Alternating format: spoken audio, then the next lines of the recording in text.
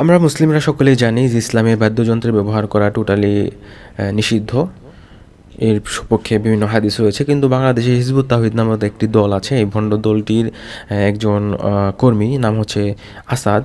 এই আসাদ আলী তিনি প্রমাণ করার চেষ্টা করেছে যে বাদ্যযন্ত্রের ব্যবহার নাকি ইসলামে জায়েজ, এটা নাকি হারাম হওয়ার সপক্ষে কোনো দলিল নাই। আজকে তার এই ভিডিওটাই খণ্ডন করার চেষ্টা করব। এর আগে বাদ্যযন্ত্র যে হারাম এটা যদি অনেকে জানে, তারপর এই হাদিসটা একটু দেখার চেষ্টা করব যে বাদ্যযন্ত্র হারাম। এই হাদিসটা একটু দেখুন, যে মিশকাতের হাদিস নম্বর 4503 নম্বর হাদিস। এই হাদিসটা রাসূল সাল্লাল্লাহু আলাইহি ওয়াসাল্লাম স্পষ্টভাবে বলেছেন যে তোমাদের জন্য এই যে নিশ্চয় আল্লাহ তাআলা মদ, জুয়া এবং সব ধরনের বাদ্যযন্ত্র, সব ধরনের, দেখুন এই যে আল্লাহ তাআলা মদ, জুয়া এবং সব ধরনের বাদ্যযন্ত্র হারাম করেছেন। একদম স্পষ্ট হাদিস আছে। এই হাদিসের আলোকেই আলেমগণ বলে থাকেন যে সকল প্রকার বাদ্যযন্ত্র ব্যবহার করা হারাম, তবে শুধুমাত্র একটা বাদ্যযন্ত্র ব্যবহার করা যায়, সেটা হচ্ছে দফ। এই দফের ব্যাপারে যেহেতু আলাদা হাদিস আছে, এই জন্য দফ ব্যবহার করা যায়। যে এই দফ ছাড়া বাকি সব বাদ্যযন্ত্র ব্যবহার করা ইসলামে হারাম এই হাদিস দ্বারা। বহু হাদিস পাবেন যেখানে রসুল সাল্লাল্লাহু আলাইহি ওয়াসাল্লামের সামনে সাহাবীরা গান গেয়েছেন, রসুলকে গান গেয়ে শুনিয়েছেন। আবার কখনো রসুল সাল্লাল্লাহু আলাইহি ওয়াসাল্লাম নিজেই দফ বাজিয়ে গান গাওয়ার নির্দেশ দিয়েছেন। এই যে দেখুন, সে একটু কিন্তু মানে বিভ্রান্তি করার চেষ্টা করলো। রসুল সাল্লাম নিজে গান শুনেছেন। আচ্ছা, গান শোনা আর হচ্ছে বাদ্যযন্ত্র ব্যবহার করা দুটো কিন্তু এক জিনিস না। হ্যাঁ, ভালো শব্দের মাধ্যমে, ভালো কথার মাধ্যমে গান গাওয়া, গান শোনা এগুলো জায়েজ আছে, বাট বাদ্যযন্ত্রের ব্যবহার এই সরাসরি এমন হাদিস সে দেখে সব ঘটনা থেকে মূল বিষয় 10টা ঘটনা দেখে নেওয়া যাক। সহিহ বুখারী, মুসলিম, আবু দাউদ, নাসাঈর হাদিস। প্রমাণ সে দিতে চাচ্ছে যে বাদ্যযন্ত্র ব্যবহার করা যায়, বাট তার প্রমাণগুলোর অবস্থা দেখুন কি অবস্থা। মসজিদের নববী নির্মাণের সময়কার স্মৃতি বর্ণনা করতে গিয়ে আনাস রাদিয়াল্লাহু আনহু বলেন, মসজিদ নির্মাণের সময় রাসূল সাল্লাল্লাহু আলাইহি ওয়াসাল্লাম ও তার সঙ্গীরা কর্মসঙ্গীত গাচ্ছিলেন। আয়েশা রাদিয়াল্লাহু আনহা বলেন, আমার অধীনে কর্মসঙ্গীত গাচ্ছিলেন। আচ্ছা, সঙ্গীত গাওয়া, আমি তো এটা বললামই যে শুধু সঙ্গীত গাওয়া, সেটা যদি ভালো বাক্যের মাধ্যমে হয় সেটা কোনো সমস্যা নাই। সে হচ্ছে সঙ্গীতের দলিল দিচ্ছে। এক আনসারী মেয়ে ছিল যাকে আমি বিয়ে দিলাম। তখন রাসূল সাল্লাল্লাহু আলাইহি ওয়াসাল্লাম বললেন, হে আয়েশা, বিয়েতে তোমরা কি গান গাইলে না? আনসারী গোত্রের লোকেরা তো গান পছন্দ করে। আনাস রাদিয়াল্লাহু আনহু বলেন, রাসূল সাল্লাল্লাহু আলাইহি ওয়াসাল্লাম বলেন, আনসার প্রতিবেশী মুহাম্মদ সাল্লাল্লাহু আলাইহি ওয়াসাল্লাম। অতঃপর নবীজি সাল্লাল্লাহু আলাইহি ওয়াসাল্লাম বললেন, আল্লাহ জানেন আমার হৃদয়ে তোমাদের প্রতি কতটা ভালোবাসা। দেখুন, এই হাদিসে কিন্তু সে দফের কথা উল্লেখ করেছে, অন্যান্য সকল বাদ্যযন্ত্রের কথা কিন্তু এখানে নাই। হ্যাঁ, কিন্তু দফ ব্যবহার জায়েজ, এটা আগে বলেছে। আয়েশা রাদিয়াল্লাহু আনহা থেকে বর্ণিত হাদিস, রাসূলুল্লাহ সাল্লাল্লাহু আলাইহি ওয়াসাল্লাম বলেছেন, তোমরা প্রকাশ্যে ঘোষণার মাধ্যমে মসজিদে বিয়ে সম্পন্ন করো এবং তাতে দফ বাজাও। মানে তার যতগুলো হাদিস আছে সে প্রমাণ করার চেষ্টা করেছে, যার মাধ্যমে সবগুলোতে দফের কথা উল্লেখ আছে। বাট অন্যান্য বাদ্যযন্ত্র বা শুধুমাত্র বাদ্যযন্ত্র কমন ওয়ার্ড ব্যবহার করে কোনো হাদিস সে উপস্থাপন করতে পারে নাই। এখন এই হাদিসটাতে দেখুন যে শুধুমাত্র যে বাদ্য শব্দটি ব্যবহার করা হয়েছে, বাদ্য বাজাচ্ছিলেন, রেফারেন্স দেওয়া হচ্ছে বুখারী মুসলিম। আসলে বুখারী মুসলিমের যে হাদিসটা তারা এখানে উপস্থাপন করার চেষ্টা করেছে, সেটা আসলে বাদ্য শব্দের মাধ্যমে নয়, বরং সে এইখানেও একই শব্দ দফ ব্যবহার করা হয়েছে। এই হাদিসটা আমি একটু দেখানোর চেষ্টা করি।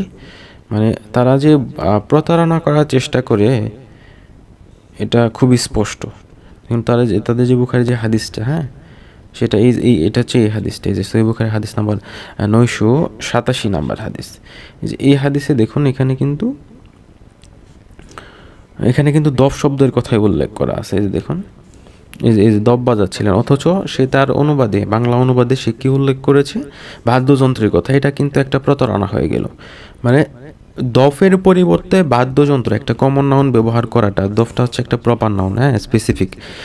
এই স্পেসিফিক ওয়ার্ডের পরিবর্তে সে একটা কমন নাউন ব্যবহার করলো, যে সাধারণ বাদ্যযন্ত্র। হ্যাঁ, এটা তো একটা প্রতারণা। বাদ্যযন্ত্রের ব্যবহার হারাম, কিন্তু দফ ব্যবহার যায়, যেটা আগে থেকে বলে আসতেছি।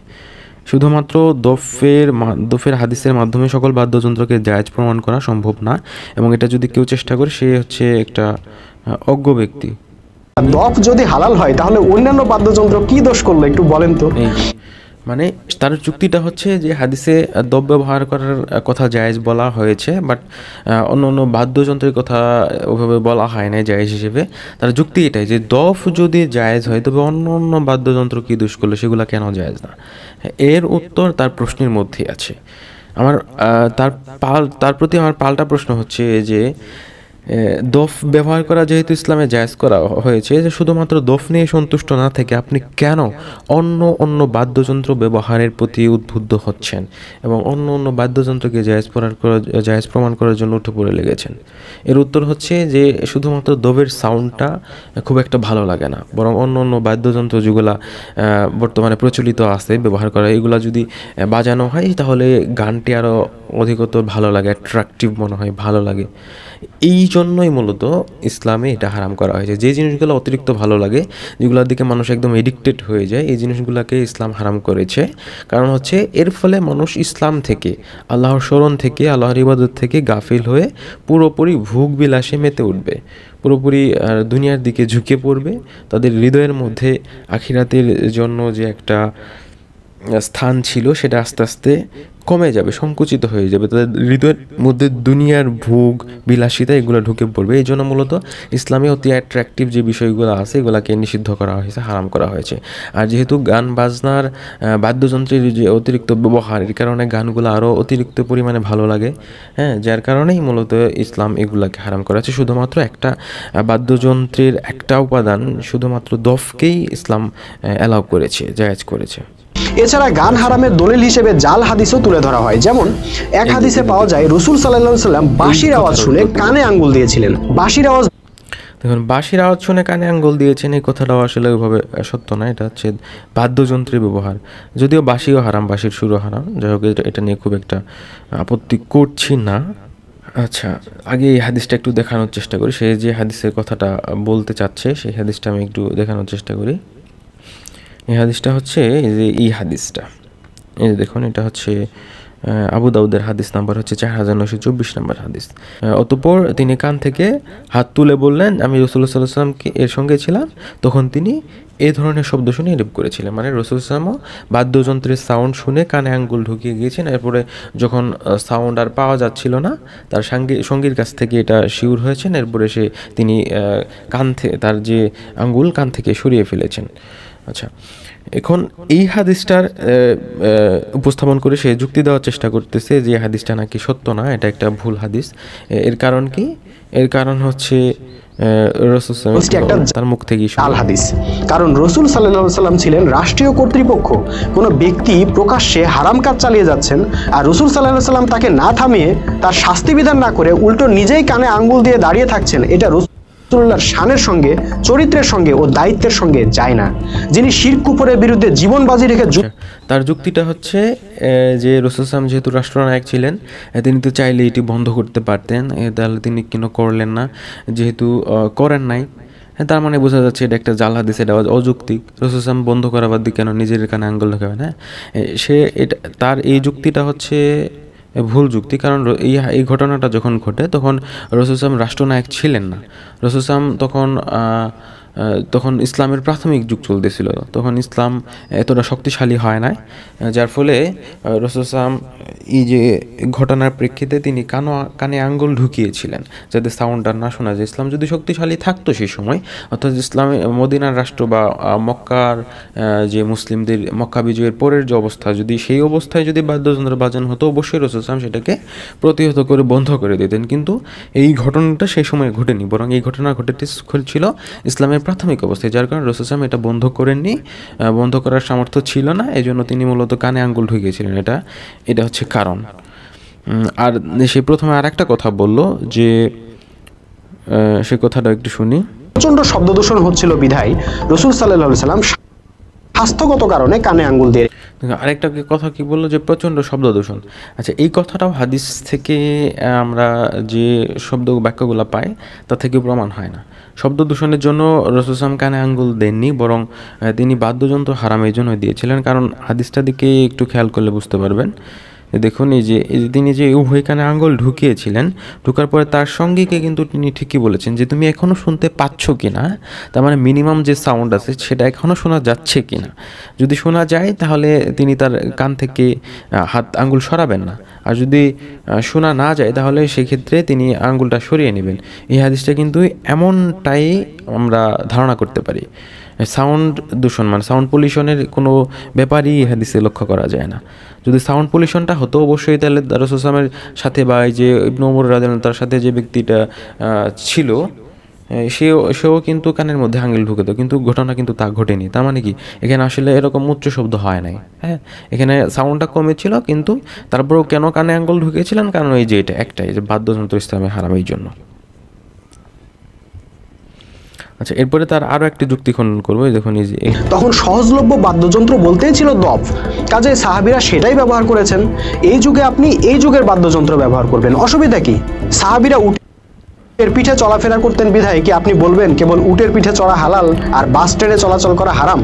আচ্ছা দেখুন, আসাদ যে বলল যে সে যুগে বাদ্যযন্ত্র বলতেই শুধুমাত্র দফ ছিল, আর কিছু ছিল না, তার এই কথাটাও ভুল। কারণ যদি অন্য কোনো বাদ্যযন্ত্র নাই থাকতো তবে রাসূল সাল্লাল্লাহু আলাইহি ওয়াসাল্লাম নিশ্চয়ই কানে আঙ্গুল ঢোকাতেন না, এবং ইবনু ওমর রাদিয়াল্লাহু আনহু নিশ্চয়ই কানে আঙ্গুল ঢোকাইতেন না। আর সে আরেকটা যুক্তি দেওয়ার চেষ্টা করলো, রাসূল সাল্লাল্লাহু আলাইহি ওয়াসাল্লামের যুগে শুধুমাত্র উটে মানুষ চড়তো, তাহলে কি অন্য বর্তমান যুগে যে অন্য যানবাহন আছে এগুলোতে আমরা চড়তে পারবো না, শুধুমাত্র উটেই চড়তে পারবো? এটা একটা হাস্যকর যুক্তি। কারণ রাসূল সাল্লাল্লাহু আলাইহি ওয়াসাল্লাম তো হাদিসে এইভাবে বলে নাই যে তোমাদের জন্য সকল যানবাহন ব্যবহার করা হারাম, শুধুমাত্র উট ব্যবহার করা জায়েজ, এমন তো বলে নাই। বরং হাদিসে যে হাদিসটা আমরা বাদ্যযন্ত্রের ব্যাপারে পাই, রাসূল সাল্লাল্লাহু আলাইহি ওয়াসাল্লাম সকল বাদ্যযন্ত্রকে হারাম করেছেন, শুধুমাত্র দফকে অ্যালাউ করেছেন। এরকম তো কোনো হাদিস নাই যে রাসূল সাল্লাল্লাহু আলাইহি ওয়াসাল্লাম সকল যানবাহনকে হারাম করেছেন, শুধুমাত্র উটকে হালাল করেছেন। সুতরাং ওইটার সাথে এটার মেলানোর কোনো মানে হয় না, এটা একটা মূর্খামি। আমি জানি মুসলমানদের মধ্যে এমনও মানুষ আছেন যারা এই ভিডিওটা দেখে মন্তব্য করবেন, ভাই যদি হালালও হয় তারপরও কি দরকার গান বাজনার? গান না শুনে একটু কোরআন তেলাওয়াত করলেও তো সব হয়। মানুষকে গান বাজনা করানোর জন্য আপনি এত উঠে পড়ে লেগেছেন কেন? আচ্ছা, এই যে সে যে উঠে পড়ে লেগেছে এর কারণটা কি? মানুষের সাংস্কৃতিক জীবনকে আপনি চাইলেই অস্বীকার করতে পারবেন না ভাই। মানুষের মনকে আল্লাহ শিল্প, সংস্কৃতি, সঙ্গীতের অনুরাগী করে সৃষ্টি করেছেন। গান না শুনে, সিনেমা না দেখে, নাটক না দেখে, উপন্যাস না পড়ে, ছবি না ইসরে, এই যে সে কি বলতে চাচ্ছে যে গান না দেখে, নাটক না দেখে, সিনেমা দেখে, উপন্যাস না দেখে এগুলা ছাড়া নাকি মানুষ থাকতে পারবে না, চলতে পারবে না? দেখুন, কেবল ওয়াজ শুনে হয়তো আপনি আপনার জীবন পার করে দিতে পারবেন, কিন্তু আপনার সন্তানরা কি পারবে? তার সন্তানরা কি পারবে? পারবে না। তারা পারবে না।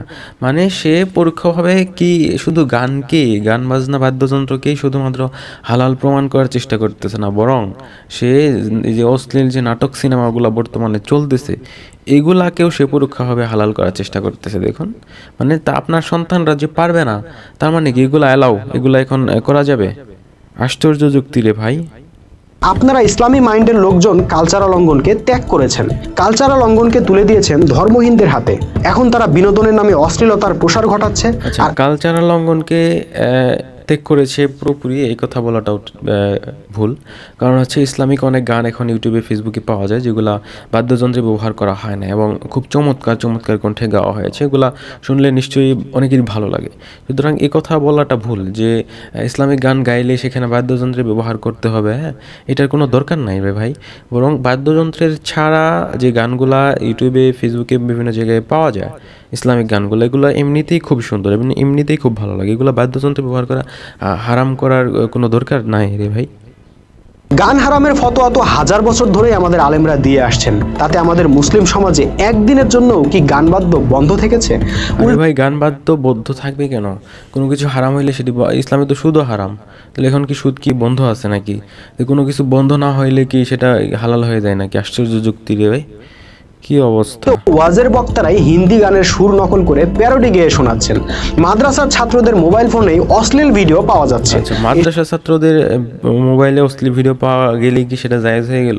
এখন যদি কোনো বক্তা ইসলামের ওয়াজের ময়দানে গান গায় তাহলে কি অশ্লীল গান গাওয়া জায়েজ হয়ে যাবে? যদি যে আসাদ আছে, আসাদের বোনকে যদি হিজবুত তাওহীদের ইমাম আছে মোহাম্মদ সেলিম, সে যদি ধর্ষণ করে তাহলে কি হিজবুত তাওহীদের সকল সদস্যদের জন্য তার বোনকে ধর্ষণ করা জায়েজ হয়ে যাবে? আশ্চর্য যুক্তি রে ভাই, এগুলো কি সব উল্টাপাল্টা যুক্তি দিচ্ছে। ফতোয়াবাজি কোনো কাজের জিনিস না ভাই। আসুন আমরা অহেতুক ফতোয়াবাজি বন্ধ করে এমন একটা সাংস্কৃতিক পরিবেশ তৈরি করি। বন্ধ করো, হ্যাঁ। আলেমরা যে ফতোয়া দিয়েছেন সেটা সঠিক ফতোয়া দিয়েছেন, তারা কোরআন হাদিসের যে নির্দেশনা আছে তার আলোকেই ফতোয়া দিয়েছেন। তোমার এইসব উল্টাপাল্টা বকবকানি তুমি বন্ধ করো। পরিশেষে দুইটি হাদিস দেখিয়ে আমি ভিডিওটি শেষ করব। এই হাদিসটির একটি হচ্ছে এই হাদিসটা সহিহ বুখারীর 5590 নম্বর হাদিস।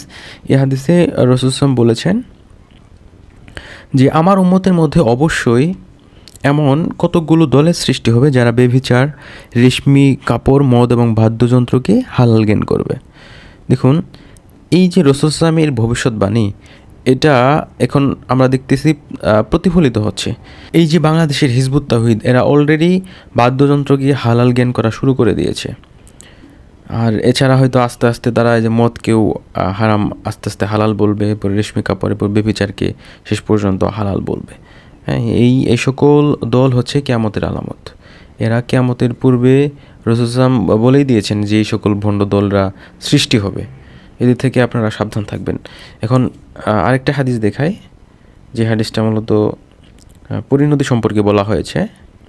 এটা হচ্ছে যে এই হাদিসটা, এটা হচ্ছে যে রাসূল বলেছেন যে অবশ্যই এই উম্মতের মধ্যে ভূমিধস, আসমান থেকে নিক্ষিপ্ত গজব এবং দৈহিক রূপান্তরের শাস্তির প্রাদুর্ভাব দেখা দিবে।